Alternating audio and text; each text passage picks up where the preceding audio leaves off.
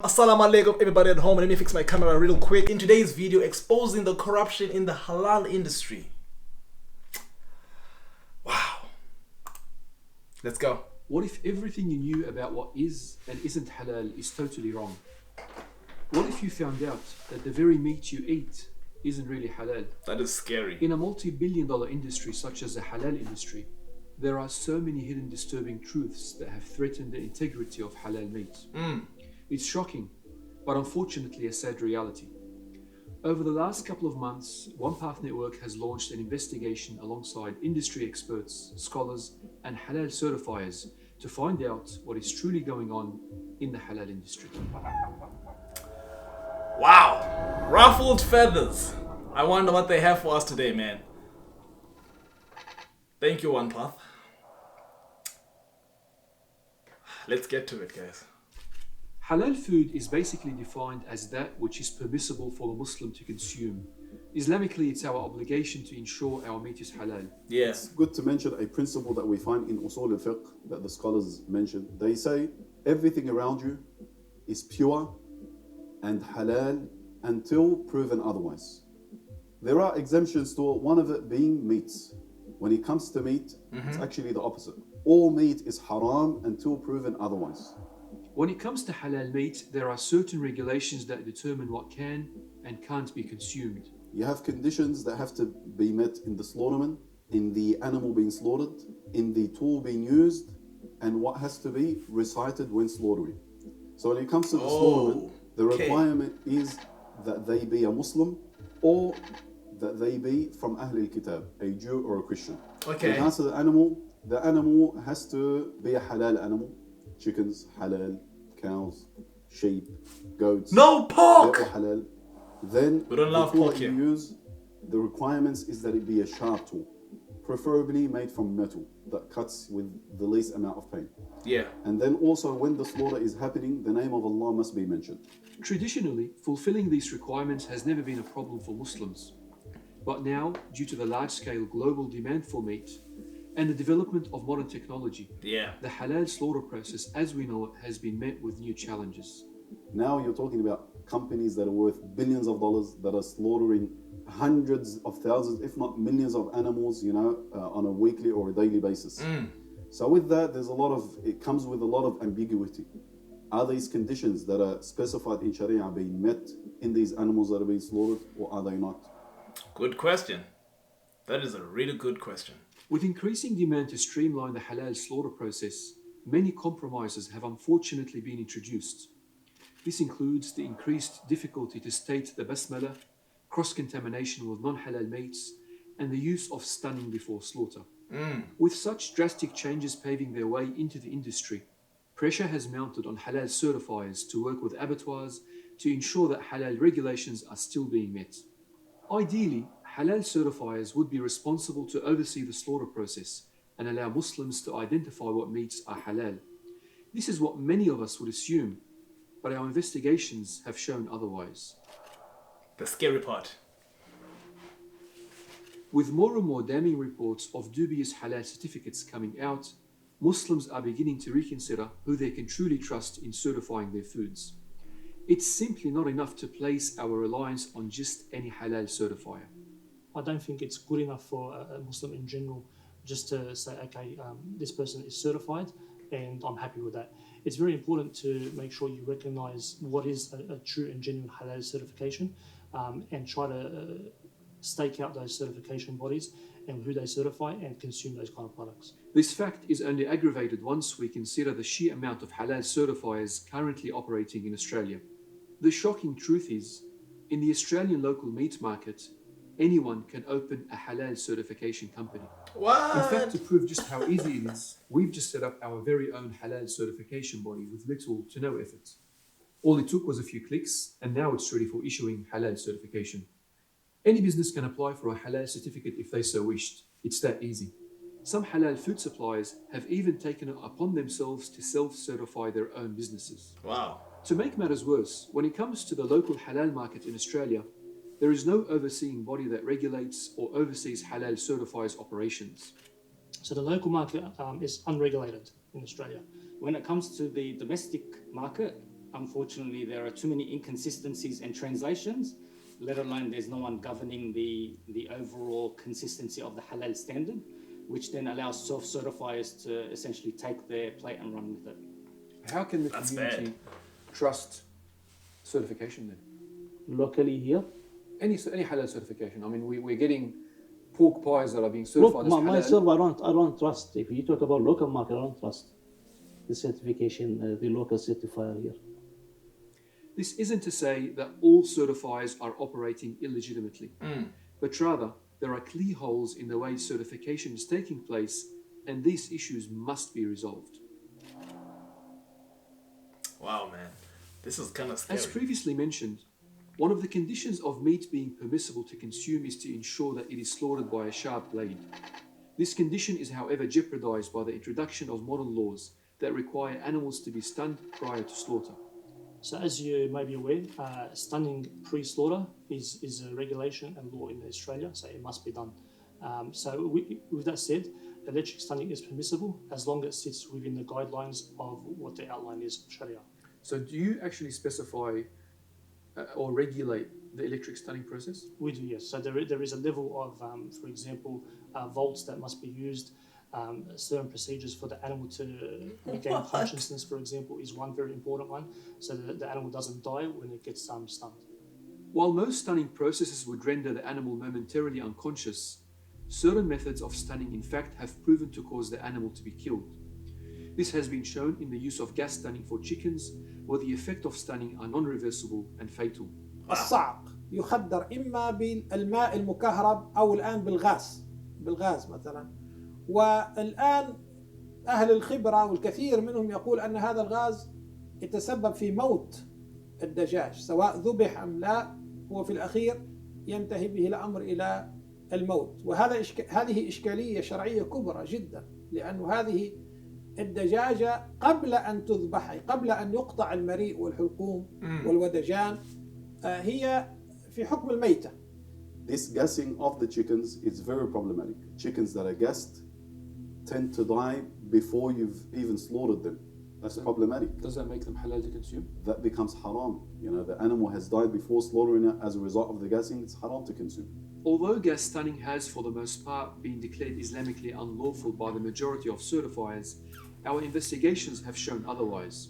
No, we won't accept gas stunning, and none of the international standards accept gas stunning. I'm talking about ISMA in Emirates, I'm talking about HAC in Turkey, SMIC, JAKIM, MOIS, all these standards, they don't accept gas stunning. In UK and Europe, long time ago, they used to call it gas killing, not stunning. In Australia here, I don't know why some of the local certifiers accepted. It's only accepted locally, but overseas it's not accepted. Does Anik Halal allow for gas stunning of chicken? Definitely not. So Anik Halal is of the view that gas stunning is not allowed. From what I understand, there is nowhere around the world that they allow for gas stunning or approved under any halal guidelines. Unfortunately, I am aware of certain certifiers doing gas stunning, even though it doesn't fit within the guidelines, and it should be removed. Because of money. What would you say to the certifier that's certifying gas stunned chicken? It's carrion, it's a dead animal. It's mayita. If they're doing it unintentionally, then they need to revisit the halal laws and regulations around the world that's known and fix it as quick as possible. If they're aware of it, it's a catastrophe, even worse, because we are putting something that's non-halal into the consumer's hands and into obviously their families and so forth. Our investigations have revealed that one of Australia's most prominent halal certified chicken slaughterhouses is currently using gas stunning. 90% of the Australian chicken here, or birds, they actually gas stunned. And why does the industry use gas stunning at the moment? From a business perspective, it's much cleaner, it's more efficient, and it's a cheaper process. Okay, but halal integrity, it's not halal. We sat down with a Muslim slaughterman who worked at the facility. We have hidden his identity for his own protection. This is what he had to say. So was gas stunning used at the facility that you worked at? Yeah, gas stunning was used at this facility, yes. And was this passed off as halal certified? Yes, it was passed and halal certified, yes. And did you see any issues with the gas stunning process? Yeah, I've noticed when they give a gas, in the gas chamber, when the chicken comes out of the gas chamber and when It's they dead. start putting the chicken on the belt, not a single chicken moves for a second, not even for a second. So it's very hard to differentiate if the chicken is alive or dead. So how would you know if the chicken has died after the gassing? I took out 3 chicken on a different occasion, different shifts, and different times, and different chicken from the row on the belt. And I took the chicken out and left it on the side to see if the chicken survives. But not a single chicken came to life. So pretty much the chicken was dead, and I had to throw it in the dead bin after about 3-4 minutes. So after the gassing, the chickens died. Yeah, after the gassing, when the chicken comes from the belt, the chicken died. Chicken was dead. We done our own experiment in gas stunning.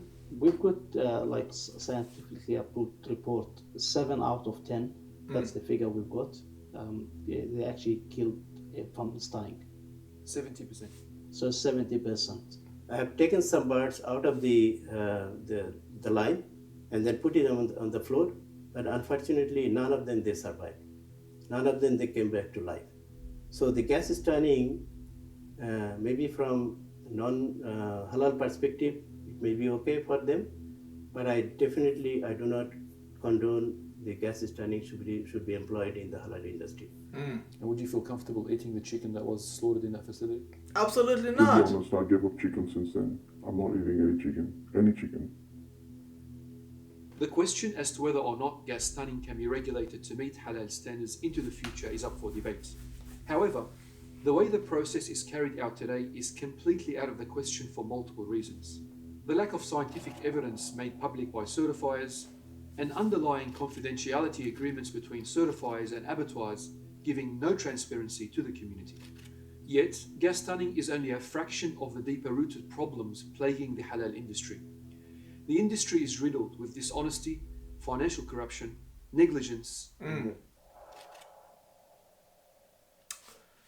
It's gonna be very Now I know what hard. you're thinking. This is way too overwhelming to digest, and there's little we can do. Yeah. Some say it's simply too impractical to feed millions of people through halal processes, and we should no longer bother. Well, actually, no, not really. المسلمون في الغرب هم صحيح أقليات، لكن لهم دور كبير ولهم ثقل اجتماعي وسياسي واقتصادي كذلك، ومن حقهم كذلك أن يطالبوا بأن توفر لهم الجهات المعنية بهذا من اللحم الحلال الذي يوافق دينهم من غير أن يضطروا إلى أن يتنازلوا عن بعض الثوابت في دينهم وفي إسلامهم، وهذا ميسور وممكن إذا اجتمعت كلمة المسلمين واهتموا بالجانب الشرعي لقضية الحلال. As a matter of fact, as of right now, there are several countries that have a working sustainable halal processing model that feeds millions of people on a daily basis. The Australian government itself has proven to uphold halal standards when it comes to the export market by enlisting an independent regulatory body to oversee all halal certified operations. Why is it that the same scrutiny is not being applied to the local halal industry within Australia? Why is it that high standards can be set and maintained for vegan, kosher and organic products, but not for the halal industry? Why? The truth is, if there's anyone who could make the biggest impact, it's you, the consumer. You have the power to change everything wrong with the halal industry.